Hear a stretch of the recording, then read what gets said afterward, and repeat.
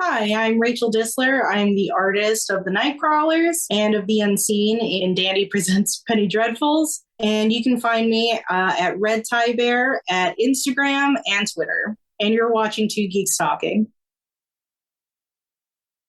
Good morning, afternoon, evening, everyone. Two Geeks Talking is an entertainment industry interview show where we interview the creative people from the comic, film, TV, movie, and video game industries. Of course, I'm your host, Kurt Sasso. We are joined today on another interview with a very talented and creative person. She's an artist extraordinaire. She has a couple of projects on the go currently. One, most notably, is Dandy Presents Penny Dreadfuls, as well as an upcoming series in March of 2023 called The Nightcrawlers, which she was originally scheduled to talk about, but we'll save that for next year. We are joined today by the ever-talented Rachel Distler. How are you doing today? Good. Don't worry, that happens a lot. Many college graduations in my family have gone very similarly.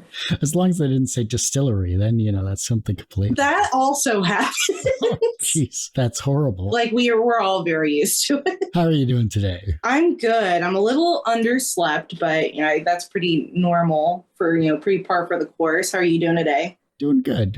For those that don't know anything about yourself as a creative person, tell us who you are and, of course, what you're bringing to Two Geeks Talking today. Today, you mentioned Dandy Presents Penny Dreadfuls. So just kind of talking about, really, that was my first release in the Diamond catalog. Just excited to talk about that. I've been working on a lot of indie comics, a lot of indie releases. There was The Color of Always that came out earlier this year. Some stuff for Wildstar Press. I just kind of talking about what it's like to be in the weeds as a very beginner published artist. It's always great to see someone's journey, whether they're starting out or whether they've been a professional for many decades. I love seeing that in everyone that comes on this particular show. But what about your journey? How did you get started with the creative art of illustration and comics?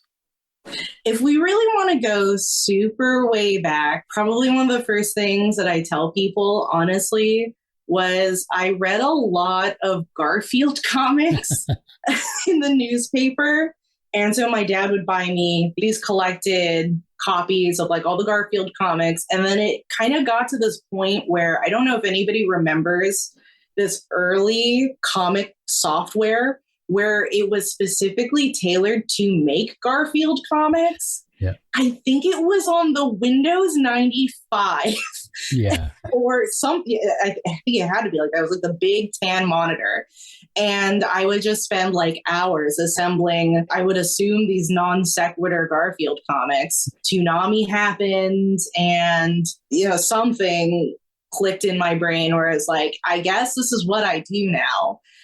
So ever since then, I've just been really fascinated by how comics work and why I think they're so potent as a narrative medium, what makes them really different compared to any kind of media really with sound or movement, and why we connect with those things so personally. Now I'm here, I guess. And that's a good question, actually. Why do you think that the comics are a more consistent medium for conveying messages and thought than other mediums say music or film? I lived by this college, and pretty early on when I didn't actually go to this college, I just happened to live very close to it.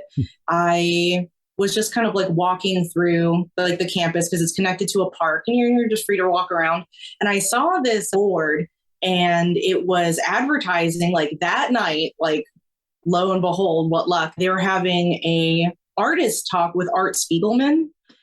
And so I was okay, gotta go. I'm at this talk later that night. He has this really wonderful breakdown about what he thinks is really, really special about what makes comics work. And that sort of elucidated some of my ideas, really. He talked about when people recall their memories or want to tell stories, often what happens really is you're not living a very continuous playing video of your life. Really what you're kind of doing is imagining these separate segments that all build up into a story. And very much that is what happens when you have comics. You have these spliced up pieces of art, these pieces of story that all come together and inform each other and build into different kinds of meaning. The fact that we think this way is so incredible and so close to like what we're doing with comics that really thinking on his words and realizing like, yeah, that's how I imagine, at least to me, like how we are like trying to tell each other different kinds of stories, things about ourselves, even how our day was. Like everything is just sort of like a fragmented little bit going through your mind, and you're just kind of putting them together. And so it really resonated with me. So then I have to ask here, what is your creative kryptonite as an artist? At this point, I'd probably say a lot of burnout. Like I should probably sleep more. Everyone's always telling me I need to sleep more. Like I'm looking at like this whole list of what I've been working on, and I have like a pile of scripts right beside me. I definitely need to lay down and sleep a lot more often. If people would stop sending me such great scripts, maybe I would lie down and take some sleep. But I'm just always like so excited when somebody sends me something really, really cool that like I have to jump on it. Comes the refrain like, Rachel, do you ever sleep? Not really. There are some days where like I'll just be sitting at my drawing table, just absolutely no thoughts, head empty. It's like not coming to me.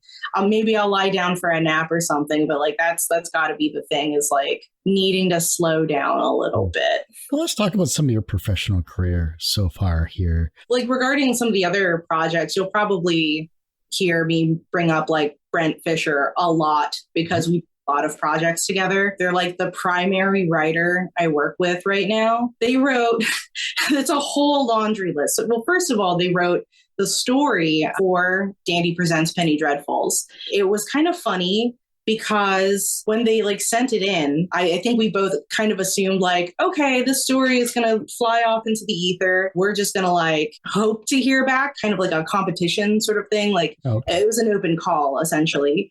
And so they would pick from like the top 3, and knowing exactly how many submissions get sent into this kind of thing, we're like, well, it's great that we had something ready to go. They're insanely fast. Like they write like beautiful scripts over the course of a 30-minute lunch break from their job. I don't even know how that's feasible, but like that's what happens. I thought the dialogue was like spectacular, and I don't know how you do that within 30 minutes.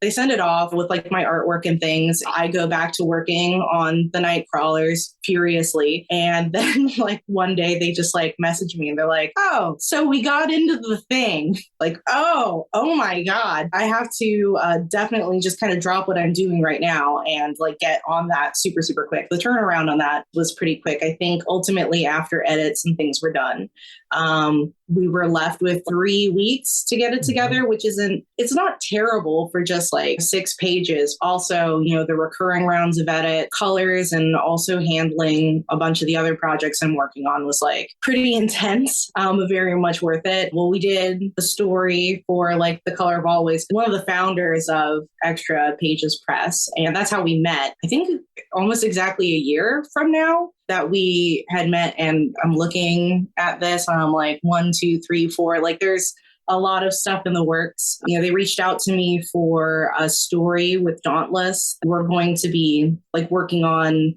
I think they said like 64 pages, something like that. So like, yeah, it's definitely piling. We're just like working on a ton of things together. Otherwise, I worked with Damien Becton on our story, A Certain Morality, for Songs of the Sea, which was like really, really wonderful. I remember they just like sent me a message, I think on Instagram, was just like, you like pirates? Like, boy, howdy, I do actually love pirates. This would be great. These incredible writers just like finding my inbox. Hey, here's a thing I did, 30 minutes to a day, just immaculate. And that's why the burnout happens, because like I have to have it.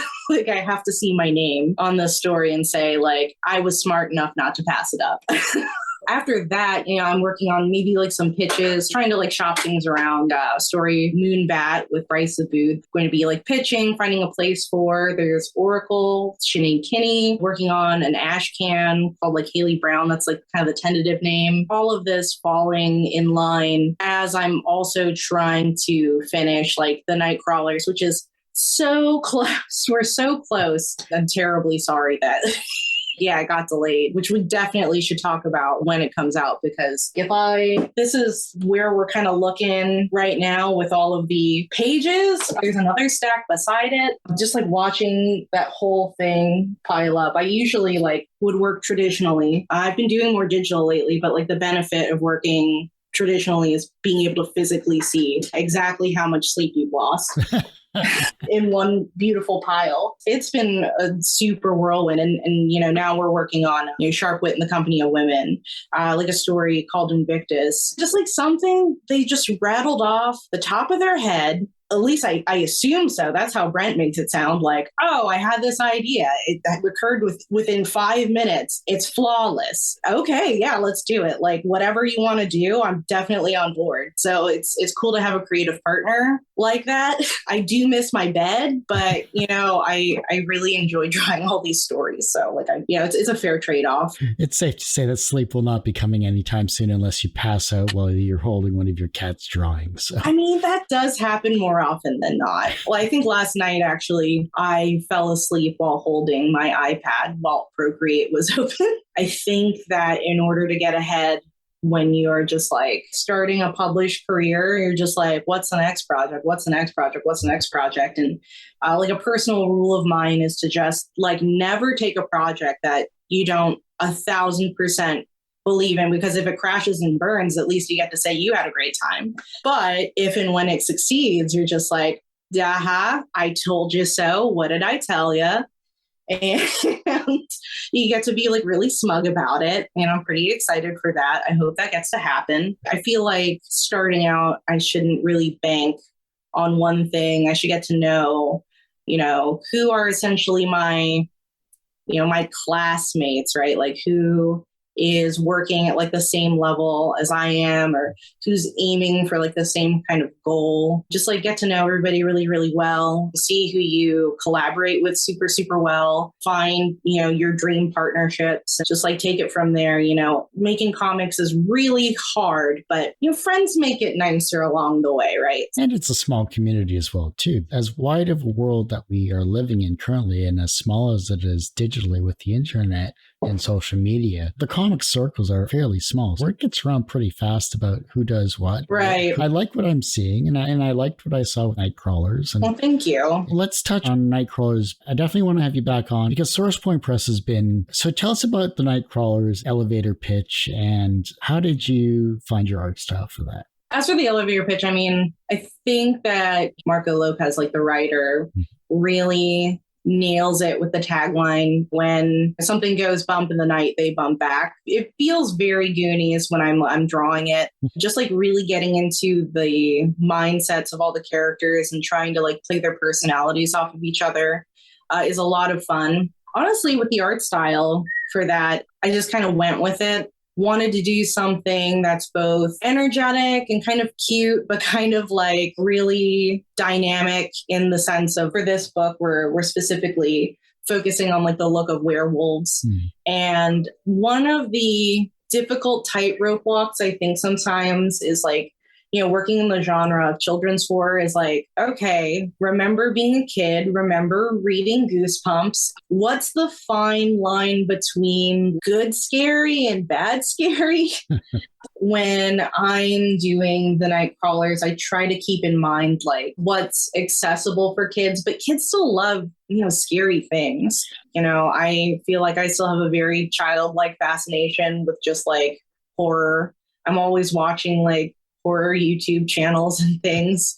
For sure, I never thought I would be asked to do so much horror. That wasn't like something I ever thought that like would be a thing. Penny Dreadfuls and is a horror, be it like an LGBT horror meant more for adults. So I felt like I could be, maybe a little bit more on the nose with like some of the violence and like some of the foreboding atmosphere. But for the Nightcrawlers, I'm like looking at a page like right over there, like, there's like a werewolf attack. I kind of keep it a little bit more kinetic and a little bit more manga inspired, where like I certainly want to show how intimidating like a werewolf is and how obviously bad it would be to be attacked by a werewolf, but nothing, I can't get very much graphic with I want to scare children, but I want to scar children for life. And I definitely don't want this thing that I constantly am sweating about where it's like, a kid is definitely going to be the one who points at this book and says, hey mom, hey dad, I want to read this book. And then, their parent will just like look through the book. I'm so sorry about my cat. This one's rolling. I was like, I told you I'd be harassed by these guys. And then they would just look at the book and be like, oh, this is pretty graphic. I don't think we're going to get this one. It's a very tight balance there. Otherwise, I just kind of want to focus on just like fun character designs, just kind of some of the things that I see in some not middle-aged readers, but middle readers. Kids kind of like with a cool sense of fashion, just like different distinct personalities, like when you see them. And that's kind of like where I'm trying to keep my head whenever I sit down to pencil down one of the pages. If you can create silhouettes of your characters and they're uniquely distinct, and I don't know who actually said that, pro at some comic convention. Oh, probably, yeah. Identify characters based on their silhouettes. You've done a good job with your creation of your character. Right. Think like more and more I want to push myself into that realm. And that was something I was keeping in mind when making the characters. Like there isn't anybody who's too outrageously, say, like oversized or like really small. I do try to keep it within like a certain vibe. But, when thinking about like what they're wearing, especially like, we have a character who's like a bounty hunter and her name's like Greta. And one of the things that like I wanted out of her silhouette was like, what about a really cool brimmed hat and these very tight lines from like her shirt and her boots, like something that conveys, like a level of seriousness, but like a little bit of flair. I had a lot of fun making Calvin, who's like one of my favorite characters. So, I gave him a very distinct hairstyle, so that, you'll always be able to like pick them right out. There's like Mika and I don't know, like, because they have this sort of interplay with each other where they're always trying to vie for the position of like leader of like the Nightcrawlers. I kind of had this like vision in my mind, like what if we gave Mika like a version of the fur-lined coat that Squall wears from Final Fantasy VIII, like somebody who's like kind of cool, even if like I think she's also really funny. Two characters I think convey cool, but like in different ways, like somebody with a very stylish haircut, almost like an army style jacket, and then somebody who takes like a different road of cool, like somebody who has sort of like a chopped up haircut, upturned like fur. What would those two look like constantly butting heads all the time, while everybody in the background, you've got like Bruno, who's kind of your lovable giant, and his sister, who's like a goofy kind of Wyatt, but like pops in at just the right time with the funniest comment, like sister. And then there's like Franny, who I gave her like hair that covers her eyes and like super into metal music, like kind of outfit. Maybe like her dog matches like the outfit, they both wear a bandana, that kind of thing. And just like tying it all together and making them stand out whenever they're in like a group shot together. In your opinion, what is the most important quality of an artist in comics today? And how does that translate to what you've worked on? That's a good question. Have you ever heard the phrase like, there's no perfect pasta sauce, but perfect pasta sauces. One thing can't be perfect, but it's the milieu of things that like create a really wonderful atmosphere. There's like something perfect out there for someone. I think, obviously raw talent can't take you anywhere, all the way. It's always going to be a split between ability and just the tenacity to work really hard. And even when it's like not comics or just like life things, because, it happens, like life happens. I think that level of tenacity to just like allow things to fail when they happen, as long as you get back on the horse, you're going to be fine. I think, if you can endure setbacks and just things going up in smoke in your life, and just like remembering how much you love creating and expressing yourself, you're gonna be just fine, I think. Obviously, like a lot of things play into it, but maybe it's tenacity or maybe it's being blindly stubborn, frankly, that is gonna do the trick. But I think as long as you remember, like, okay, I could be 25 with a book or I could be 78 with a book, but either way, I'm going to have a book. Just like, don't give up on it. Just throw things at the wall if you need to. But I would say, like, perhaps being as stubborn as a mule is the most important thing I can recommend, because I got pretty sidetracked in my 20s, let me say, doing a lot of things I thought I should be doing, but that I absolutely hated. And then just like getting back on it and just being like, you know, one day just playing video games. It's just like, God, I wish I had a book to work on right now. And now I have several books because I was just like, let's just do it. Let's crank it. Let's go. And now I look at my PS4 and it's dusty and I'm sad, but I am working on these books and it is a much better place to be, I promise. What was an early experience where you learned that language had power?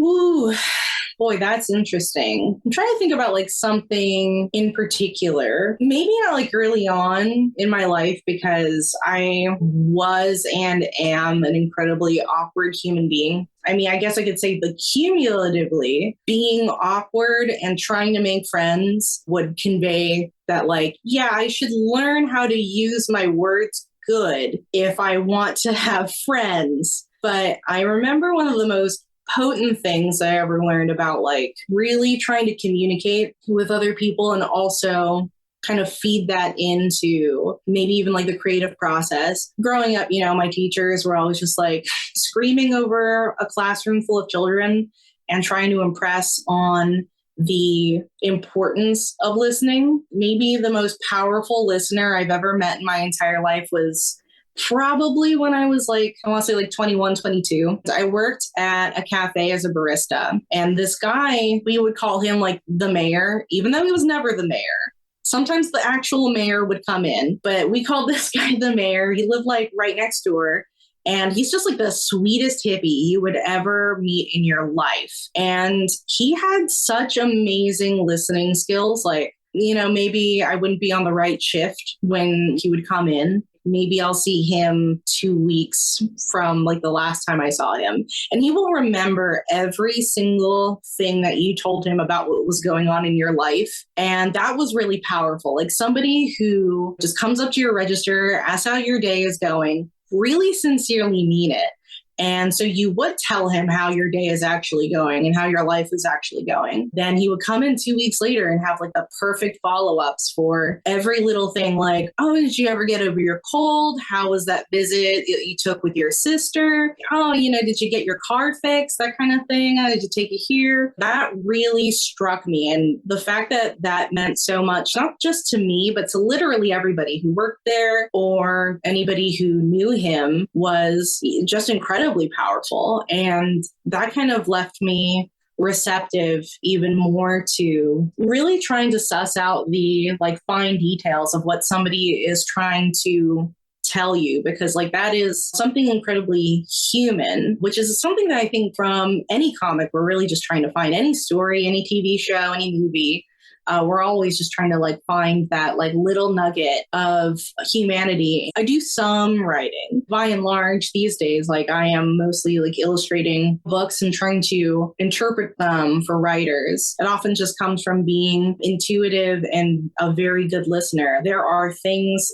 that I have held on to because I'm just looking for these opportunities to learn about the experiences of other people. Like one time I went into a fitting room of a Goodwill and somebody had dropped a letter, like a handwritten letter that they wrote to what sounds like a crush that they've had for 10 years, but they never got to like get together, and then they had separate families. And this was like the wildest confession you could ever find, like 2 pages. I've kept that because it's sort of this reminder of like, what exactly are we searching for when we listen to people? Like, this is somebody who could not talk to this person. And so what they did was write it all out in a letter, just like completely anonymous. We're all sort of wanting somebody to talk to. When you meet somebody or get to know them, or maybe just having like a one-off conversation, keep those ears open, because you're going to find those little things, especially when it's somebody you're really trying to get to know, that somebody you really care about. Be a good listener,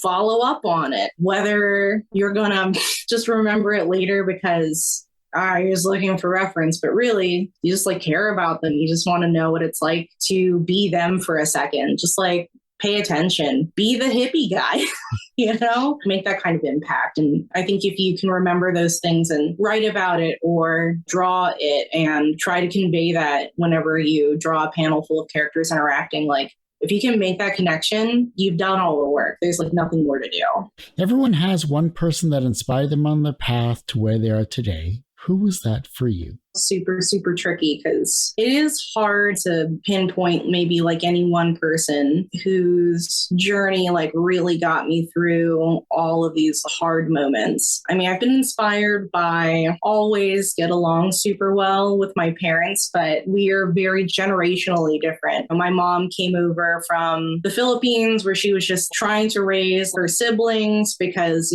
for reasons like either her dad was like uninvolved, or it's sometimes like her mom having that sort of fortitude to get through it has been a lot of food for thought. Same with my dad. He's really smart and he's extremely good at numbers, which I did not inherit at all. I will absolutely destroy all of your textbooks if you let me. Like, don't let me near anything with math in it. But, the fact that he never stopped learning. And I was mentioning just like all of these graduations that I've been to, so many of them have just been watching my own dad like get degree after degree after degree, finding out that like it's really important to never stop learning and to go into different careers if that's where your mind leads you. Like, that's super important. In art school, I had a teacher, he was Bob McLeod, and he did a lot of the like sequential art classes over at my college. He's a little man, but he is brutal, as you would expect from somebody who'd worked with like Marvel and DC for as long as he has. Like, and he has this ability, it's like magic. You could put up any drawing on the wall, it doesn't matter what it is, and he would go right up to it, maybe like 3 inches away from his face, squint, he'd have his like arm behind his back with a pencil, and he'd whip out that pencil, and then exactly 2 marks, it would fix your drawing.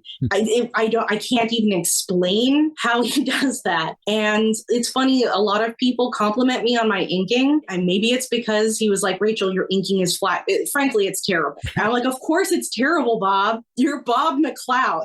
Like, you're a legend. Like, what am I supposed to say to this? The fact that like maybe out of spite, just like I have to get better at inking because I just want Bob McLeod to be like, that's not too bad, Rachel. Just like give the little bits of feedback like over my life where it's like, I can't give up because, like if my mom was able to do it, I can do it. I feel too dumb to learn something. Well, if my dad can get like 17 degrees, then I can do it, right? I have a little bit of his DNA at least. Got like Bob McLeod, who's always just like, up there in the clouds. And he's just like, pretty good, Rachel. Not great, but pretty good. And I'm like, oh, one day. You're going to look at something I've done and maybe you'll only put like 1 stroke on there instead of 2.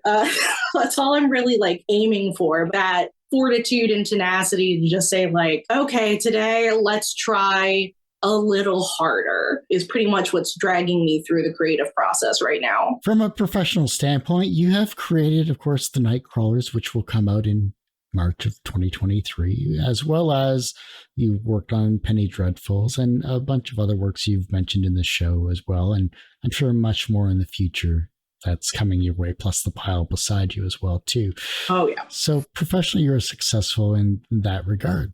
Do you consider yourself personally successful? I would say absolutely not. There's still like I guess a thing to be said about remaining hungry, and who knows if like the success is remaining hungry. At least as far as I can say right now, I still have that laundry list of work to do. I think unless I'm leaving a huge mile-long wake of pages behind me, I wouldn't say I'm successful quite yet. I think I'm getting somewhere. I think if people keep sending me these scripts, it says that I'm cluing into something important, but my work is yet incomplete. My dark work is unfinished. I don't know. Maybe the hunger is success, but I haven't made like my 25 manga tankobon oeuvre yet. So at this very moment, I would say not yet, but I'm on to something. The reverse of success is failure. How do you deal with your failure? That is a tricky one. I think it helps that I have a very poor memory. Frankly, if I just kind of, accept failure and sleep on it, those feelings of failure tend to dissipate enough. Eventually, my brain fritters onto like the next project and I say, well, let's do it. Let's just see where this goes out. Like, let's just feel it, get through it. Like, even with the Nightcrawlers, we were rejected. Oh, Lord. Over the course of several years, it's really been something that I think like we first discussed it in like 2016. And it wasn't until maybe 2020, 2021 that we first heard back from like, a Blaze in this situation, like a yes. And so that was about, like at least 4 years of solid, like, we already have something like this in our catalog, or just like nothing at all. It was a bit disheartening because when I had first said yes to the Nightcrawlers, it was just like, I found this post on a forum board from Marco, was like, I have this idea, going back to like my belief that like, I'm only going to work on things that I believe in like 1,000%. Like I read it, digested it, was like, oh, this is fantastic. Those 4 years of being like, have my senses led me astray? Has this like been a complete just like run around? And like throughout that time, just also dealing with like, personal things. The rent's due. I'm broke. The little things that certainly feel like failures that just feel very insurmountable at the time.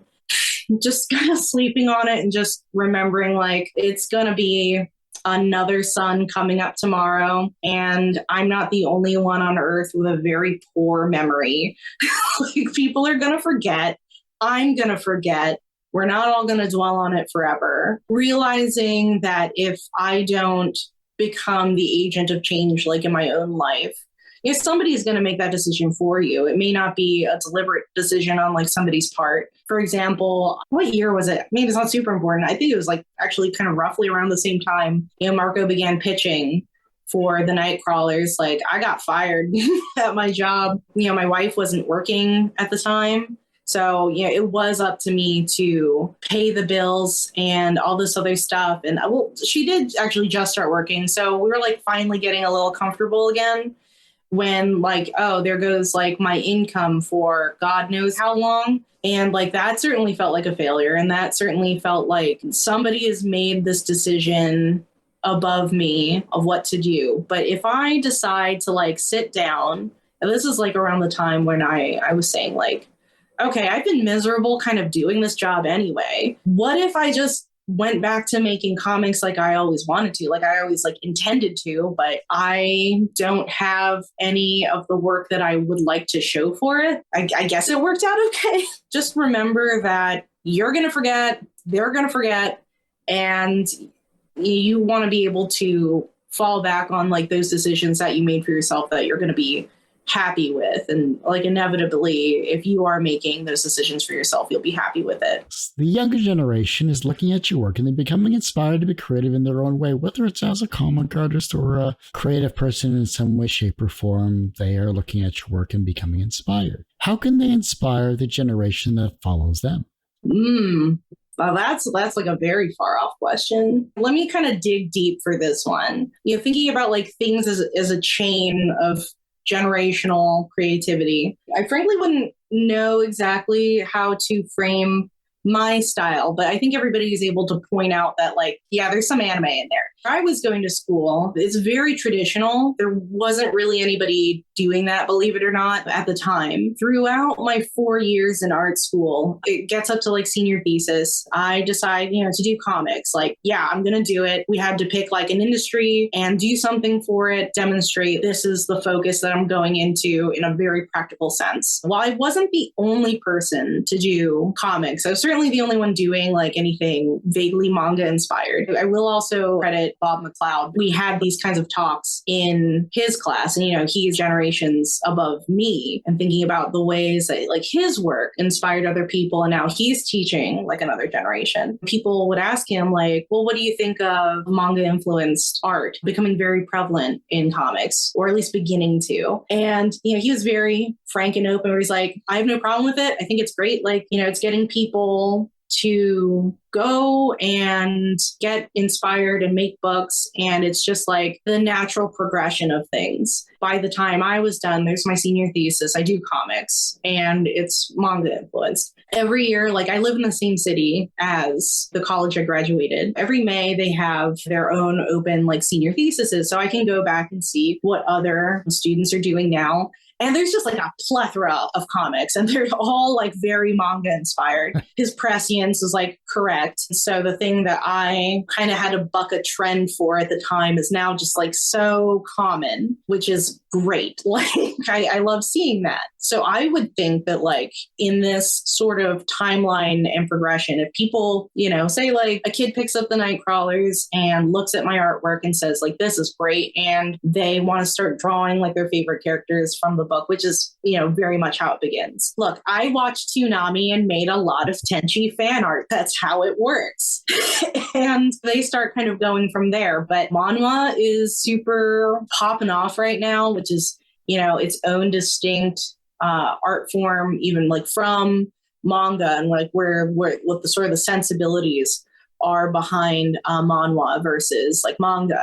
I don't really know how to differentiate the pronunciation. So there's like manhwa with like HWA at the end, and that's Korean. That's like Korean comics. Nice. And there's like manhwa with like HUA, and that's Chinese. Specifically, I'm talking about Korean manhwa. Like if you're looking at things like webtoons, or you're looking at things like Global Comics or Tapas. Yeah. So these huge meeting grounds of like self-published, these teams just totally coming together on their own, like nobody's like setting them up or anything. That, of course, has been an industry that's been going on for a good long while at this point. I think it's like pretty well established. Yeah, maybe some people might still feel like you have to go to a publisher or get published. Its own sort of debate. There's certainly nothing illegitimate about like making a webcomic. I think it would be ridiculous to make that claim. One of the ones that pops right into my mind, maybe like it wasn't on webtoons or anything, but Naimona became a huge thing, right? Made online and then became, published, and boom, boom, boom, and now we've got She-Ra. Obviously, these pathways are extremely legitimate. If we're looking at like the further continuation of these things, like webtoons is so huge right now, and a lot of it takes from that manhwa sensibility. Somebody looked at the Nightcrawlers and then grew up alongside webtoons and gets influenced by all of those other things and creates this like enormous pastiche. If we're talking about like inspiring the generation past that, I think that's sort of the direction it's going in. I think it would be wonderful. Somebody looked at my work, the way I looked at Garfield comics, I guess now instead of having a Garfield program creator, they would go into like Clip Studio Paint, and like that already has webtoon settings. You could do this at the age of 7 if you're a mad lad, like absolutely. Maybe I wouldn't recommend putting a whole story out on the internet while you're a child. That's like another thing, but you could. You can at least get like those ideas, and like that just starts like a whole nother generation of kids becoming adults, who continue to buck this trend of maybe thinking they need a publisher for legitimacy, maybe another generation of kids who are pushing for different styles within their own college if they decide to go, because you certainly don't need to. It's going to be this like spiraling chain that keeps going on for eternity. Immensely exciting. I just feel like a dinosaur thinking about it. This show got started interviewing webcomic creators back in 2008. Even back then, it was very much a struggle to create their own work, because back then you had a huge battle between the newspaper cartoonists and the webcomic scene itself. Literally, it was like DC and Marvel would never look at anything to do with any webcomic creator whatsoever, because they didn't realize that the internet was the way things were going to go rather than the publishing scene. I look at webtoons now and I see and I look at the Harvey Awards and I look at those types of comic publication awards, and you see Batman now in the webcomic category. Oh yeah. I understand it. I think it's amazing that they're finally jumping on this bandwagon, but it took them 20 some odd years to even get to that stage because they didn't think it was financially viable. In some ways, it felt like when that happened, it was still shocking that it was even happening because of how long, DC had just not dipped their toes in at all. And yeah, absolutely kind of like poo-pooed it. Then when it happened, it felt very organic, which was kind of surprising. At least when I read the comics, I was like, oh yeah, this reads great. Like I really enjoy like sitting down and reading them. A lot of ways it was like, what took you so long, other than I guess being way too stuffy for it? We'll just say. And people still kind of feel that way. Yeah, my parents are like way old. They're like crazy old.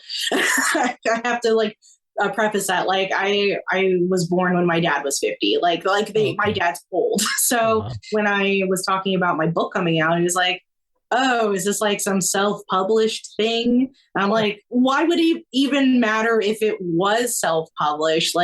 I'm sure he's not aware of things like Kickstarter or Zoop.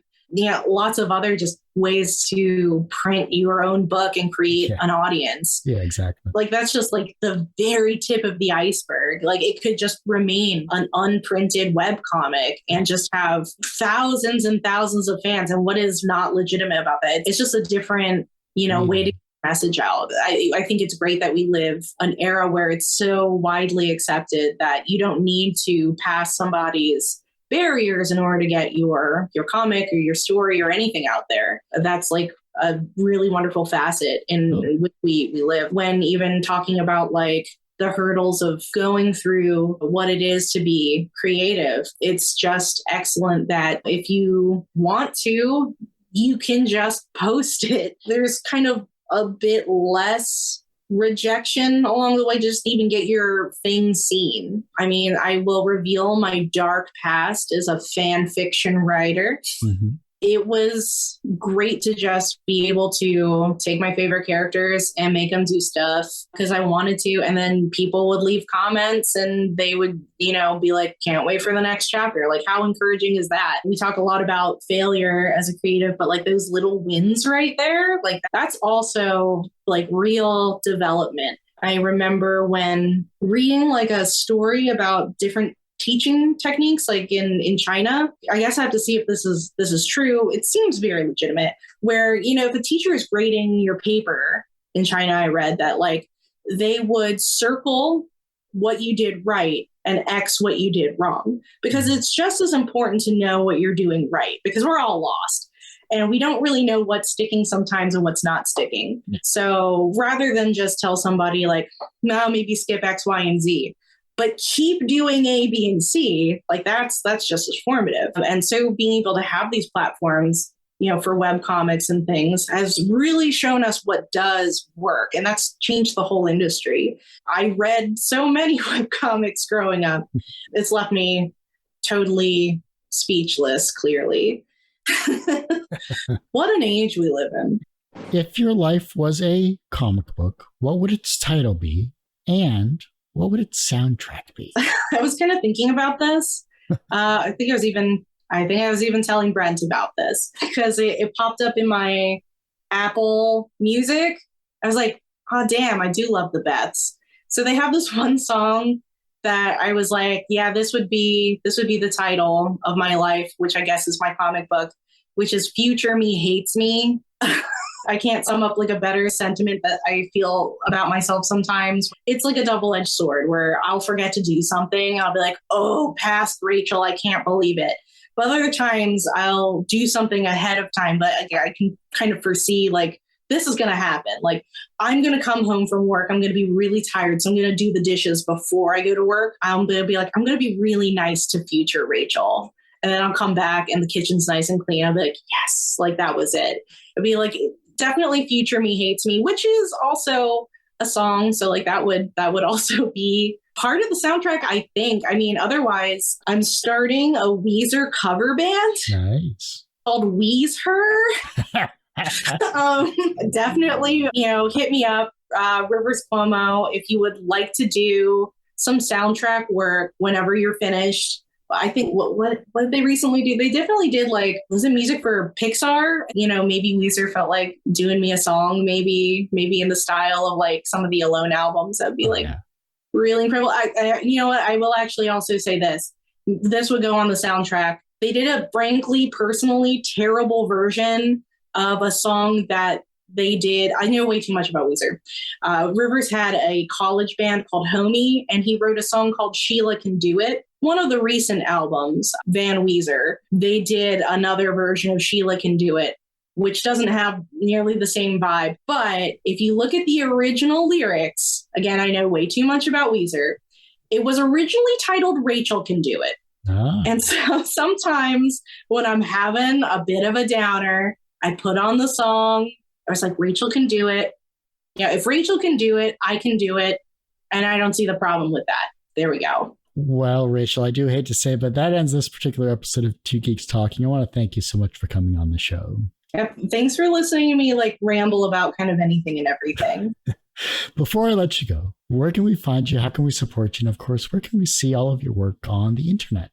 Basically, if you go onto Twitter or Instagram, I use the handle Red Tie Bear. I use bears in a lot of stuff. I also have a coffee also under Red Tie Bear. You can find my portfolio under Red Tie Bear.